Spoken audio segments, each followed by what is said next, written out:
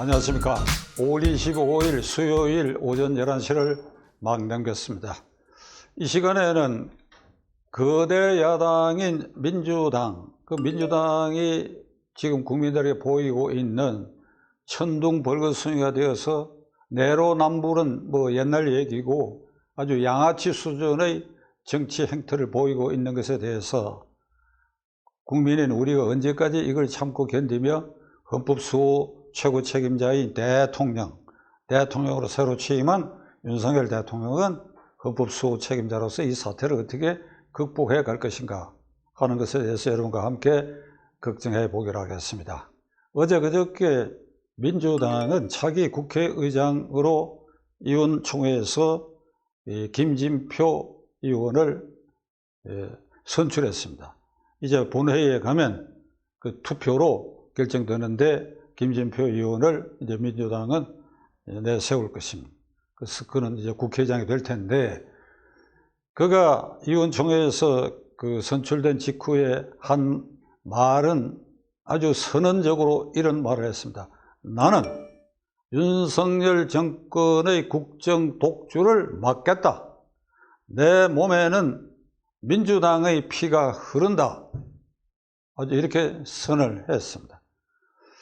김진표 의원하고 경쟁했던 몇몇 의원들, 이름은 제가 굳이 기억할 필요가 없는데, 그들도 대체로 내가 의장이 돼도 나는 민주당의 일원이다. 윤 정권과 맞서서 싸우겠다. 아주 모두 이런 공약들을 내걸었고, 이제 그런 가운데 하나인 김진표 의원이 의장으로 선출되었습니다. 국회법에는 국회의장으로 선출되면 소속 당의 당적을 이탈해서 무소속으로 의장 기간을 권한을 행사하도록 되어 있는데, 이것은 국회의장의 그 의사 진행과 의안 처리에 있어서 중립 의무를 갖도록 하기 위해서 이제 그런 국회법에 명백한 조항을 두었습니다. 김진표 이제 의장 내정자지요. 이전에 의장들은 지금의 박병석 민주당 소속이었던 의장까지도 포함해갖고 의장이 되는 순간에 말로는 나는 중립적으로 의사 진행을 할 테니 동료 의원 여러분들이 협조해 주시길 바란다. 대체로 이런 취지로 덕담이라도 했는데 그래 놓고도 결국은 자기 원 소속당의 이해에 복무한 경우가 허다하지만은 일단 의장이 되면 말은 그렇게 해왔는데, 이번에는 의장 되기 직전에 그 내정자, 확실히 의장 될 사람이 아주 드러내놓고 정권 폭주를 막겠다. 내 몸에는 민주당의 피가 흐른다. 김진표 의원이 어떤 의원인가? 지금 나이가 70대 중반 75세가 되고 고선 의원을 했죠. 과거에 노무현 정권 때 무슨 경제부총리도 하고 그랬는데, 이제 비교적 신사적이고 중도적이고 말도 부드럽게 하는 사람으로 알려졌는데, 의장이 내정되는 순간에 이렇게 아주 무서운 말을 쏟아내는 건 좀 의외로 여기는 사람들이 많습니다. 근데 그 김진표 의원이 2012년 민주당의 원내대표 때 동물국회를 막는 몸싸움을 막기 위한 여러 장치를 둔 국회 선진화법을 여야 합의로 통과시킬 때 민주당 원내대표였습니다. 그랬던 김진표 의원이 의장 선출되기 전에 검수완박법 처리를 위해서 법사위원을 자처했어요. 그래가지고 검수완박법이 법사위에서 안건조정위원회로 넘겨졌는데, 안건조정위원회는 여야 동서로 결정되게 되어 있습니다. 그래서 민주당이 꼼수로 양형자 의원을 끼워 넣었다가 양형자 의원이 검수완박법을 반대한다고 하니까 그 사람을 아웃시키고 빼내고 민형배 의원을 탈당시켜가지고 민주당의 수를 4대 그리고 국민의힘당 4대 2로 만드는 그 6명의 안건심의위원회 위원이 자청해서 됐습니다. 관련상 안건심의위원회는 연장자나 다선 의원이 맡도록 되어 있기 때문에 자동적으로 김진표 의원이 안건심사위원장을 맡았어요. 자, 근데 어떤 일을 했느냐? 안건심사위원회는 국회법에 따라서 90일간 수기할 수 있도록 되어 있어요. 공청회를 하고 의견도 듣고 이래야 되는데 90일을 17시간 만에 17시간 만에 방매질을 해가지고 안건조정위원회를 통과시켰다. 이게 국회법에 절대 그렇게 할 수 없다. 90일을 채워야 된다고 되어 있는 것이 2012년에 그가 원내대표를 하면서 그 당시 한나라당과 합의한 국회 선진화법의 규정을 자기 손으로 만든 그 규정을 무시하고 90일을 17시간 만에 방매질을 한 그 장본인이 김진표 의원이다. 그러니까 뭐 국회의장 하기 위해서 눈이 멀은 거지요. 눈이 멀었어. 내 몸에는 민주당의 피가 흐른다. 윤석열 정권의 폭주를 막겠다. 이게 양아치 수준 아닙니까? 내로남불은 말 그자도 좀 로맨스가 있는 말인데 이거 완전히 양아치 수준에 천박하게 이를 떠없고 자기 이익을 위해서는 무슨 짓이든 하는 이런 행태를 국회의장 내정자에게서 우리가 이를 바라다 볼 수 있습니다. 그리고 2년 전에 이와 유사한 또 하나 케이스가 박범계 의원인데 그는 법무장관으로 임명된 직후에 이런 말을 했습니다. 나는 법무장관이기 이전에 민주당 소속의 국회의원이라고 선언했어요. 그게 아주 유명한 말로 이제 이게 떠돌아다니고 있는데 그때도 제가 이 방송을 통해서 얘기한 기억이 납니다. 장관은 국무위원입니다. 그러니까 임명장에 어떻게 되는가 하면 박범계 국무위원 명 법무부 장관 국무위원으로 먼저 임명하고 그리고 법무부를 맡긴다 이런 뜻이죠. 이게 정부 안에 법치 행정을 수호할 자리에 있는 것이 법무부입니다. 이 영어로 Ministry of Justice 정의부로 해석해야 됩니다. 이번에 한동훈 내정자가 그 얘기를 합니다. 이게 정의부다, 정의부. 그러니까 저는 정의부 장관으로서 정의로 가겠다 이런 말을 했는데 박범계 의원이 이미 이런 양아치 같은 발언을 한 이제 절 듣고 있다는 것을 우리가 상기할 수 있습니다. 그리고 민주당은 지난 3월 9일 대통령 선거 결과를 부정하고 있어요. 지금 보이고 있는 행태는 이거 완전히 부정하는 행태입니다. 뭐 한덕수 총리는 떠밀려가 어쩔 수 없이 이렇게 뭐 동의를 해줬지만은 우선 3월 9일 선거 결과를 두고 송영길 대표가 내가 책임을 지겠다 고개를 숙였어요. 그리고 이재명 후보도 고개를 숙였어요. 그런데 얼마 있지 않다가 그리고 송영길 대표는 대표직을 내려놓고 그리고 서울시장에 나왔어요. 송영길 대표는 이 3월 9일 직후에 대표직을 내놓으면서 이제 우리 586 세대는 뒤로 물러서야 된다는 얘기까지 한 것이 송영길 대표 자신입니다. 386이 되고 486이 되고 586이 되가 한 30년 가까이 잘해 먹었다. 이런 여러 비난이 있으니까 이제 우리는 물러설 때다. 이랬는데 어랍시어 난데없이 서울시장에 나섰고 자숙하는 것처럼 보이던 이재명 씨가 방탄복을 입기 위해서 그에게 씌워져 있는 13가지 대장동 게이트 등 부정비리 사건에 대한 수사의 칼날이 이재명이를 어떻게 피해가겠어요.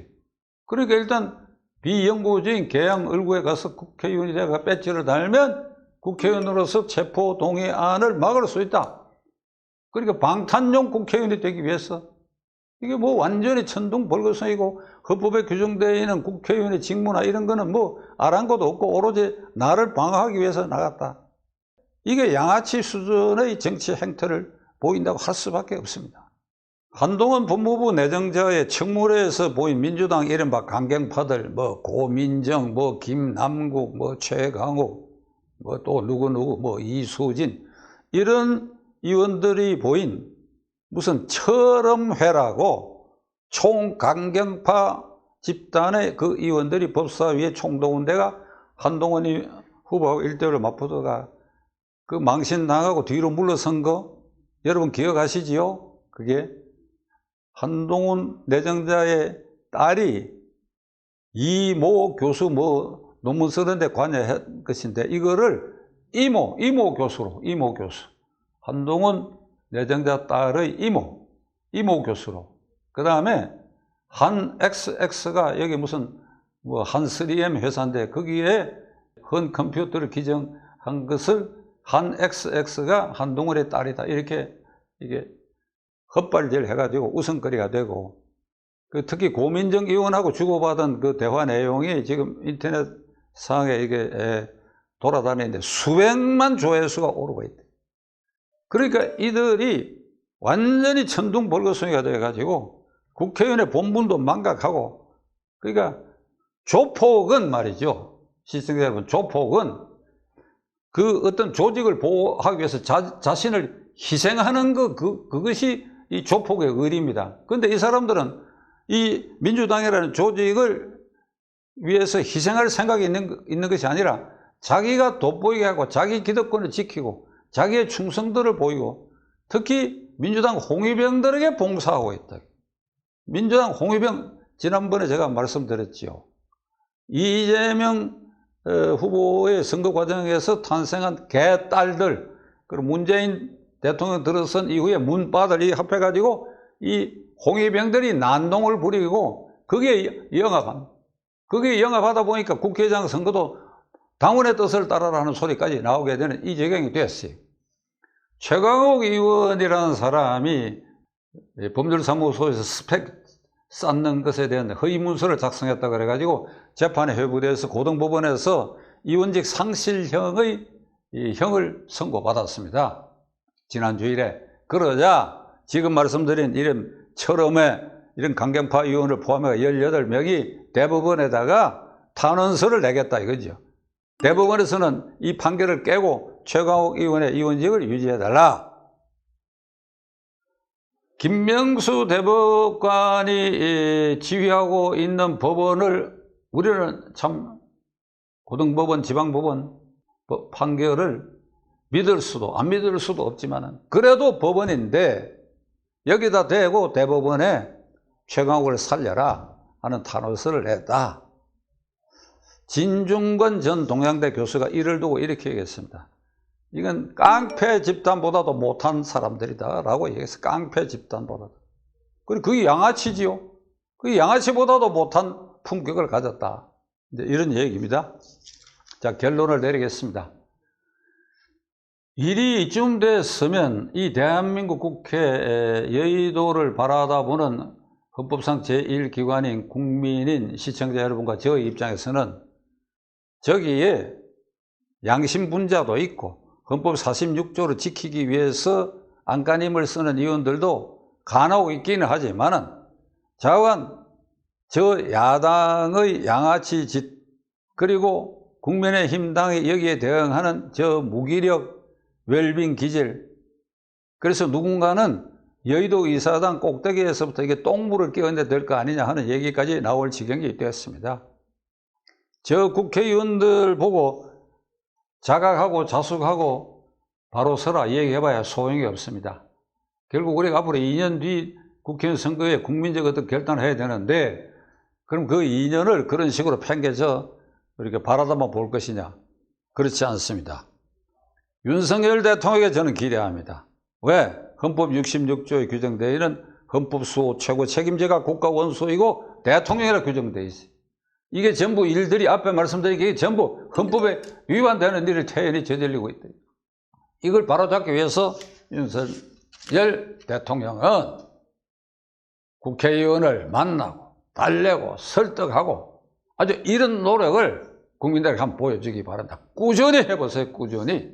그러면 감복하고 감탄해서 그 국민 성원이, 민심이 그 대통령을 뒷받침하게 되고, 그러면 2년 뒤 국회의원 선거까지 개선이 안 되면 그때 국회의원의 직무에 충실한 의원들을 대량 생산하는 기계가 비로소 마련될 수 있지 않겠느냐.